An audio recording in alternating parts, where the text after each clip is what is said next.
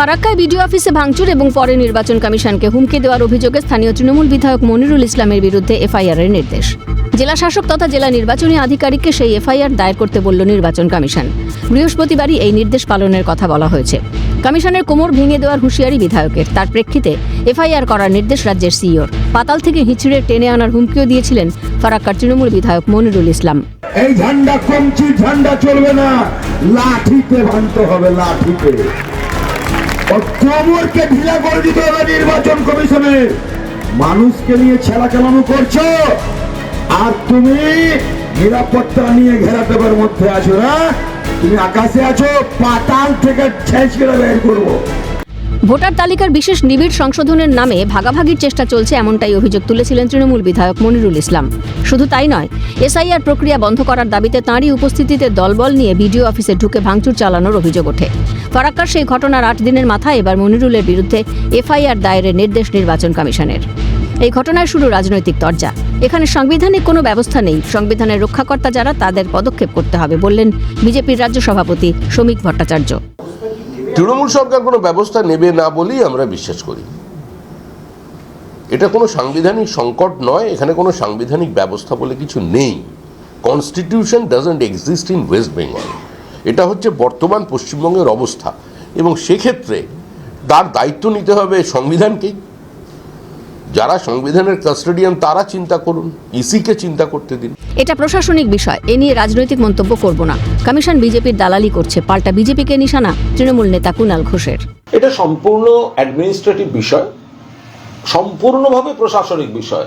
এই মুহূর্তে এ নিয়ে রাজনৈতিক দলের তরফে কোনো মন্তব্য করব না। জাতীয় নির্বাচন কমিশন বিজেপির দালালি করছে, লক্ষ লক্ষ কোটি কোটি মানুষকে হয়রানির মধ্যে ফেলে দিয়েছে।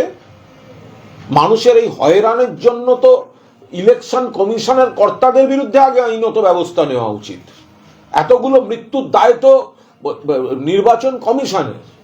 তাদের বিরুদ্ধে তো খুনের চেষ্টা, খুনের প্ররোচনা, তাই সেই সব ধারাগুলো দিয়ে মামলা হওয়া উচিত। আয়নায় মুখ দেখুক আগে নির্বাচন কমিশন। আর এটা পুলিশ কি করছে, এটা পুলিশ প্রশাসনের বিষয়, এখানে রাজনৈতিক মন্তব্য করব না। তৃণমূল বিধায়কের মন্তব্য ঘিরে অভিযোগ পাল্টা অভিযোগে সরগরম রাজনীতি। বিজেপি সরকারকে আসতে দিন, অনেক কিছু নরম হয়ে যাবে বলে খোঁচা কেন্দ্রীয় শিক্ষা প্রতিমন্ত্রী সুকান্ত মজুমদারের। দেখুন, এই ফারাক্কার বিধায়ককে বিজেপি সরকার আসতে দিন, সুর কেন অনেক কিছুই নরম হয়ে যাবে, সব কিছু নরম হয়ে যাবে। পাল্টা গুজরাটে বিলকিসের গণধর্ষণকারীদের ও পরিবারের হত্যাকারীদের এই বিজেপি সরকার মুক্ত করেছিল। ওনার স্মৃতি ভ্রম হয়েছে বলে কটাক্ষ কুণাল ঘোষের।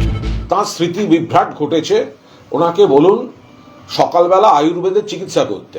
কারণ যখন গুজরাটে বিলকিসের গণধর্ষণকারী এবং বিলকিসের পরিবারের গণহত্যাকারীদের, যাদের যাবজ্জীবন সাজা হয়েছিল, তাদের জেলগেট খুলে দিয়ে এই সুকান্ত বাবুদের বিজেপি সরকার মুক্ত করেছিল এবং তাদের মালা পরিয়ে সম্বর্ধনা দিয়ে মিছিল করে জয়ধ্বনি দিয়ে নিয়ে গেছিল। ভুলে যাবেন না, সুপ্রিম কোর্টকে হস্তক্ষেপ করে তাদের আবার জেলে ফিরিয়ে আনতে হয়েছে। সেই সুকান্ত মজুমদার বড় বড় কথা বলছেন, গুজরাটটা ভুলে গিয়েছেন। ঘুম থেকে উঠে আয়ুর্বেদ চিকিৎসা করুন, স্মৃতি বাড়ান। ভোট যুদ্ধ শুরু। এসআইআর উত্তাপে পরিবর্তিত পরিস্থিতির দিকে নজর থাকবে রাজ্যবাসী। অভিরূপা হাজরার রিপোর্ট, ক্যালকাটা নিউজ।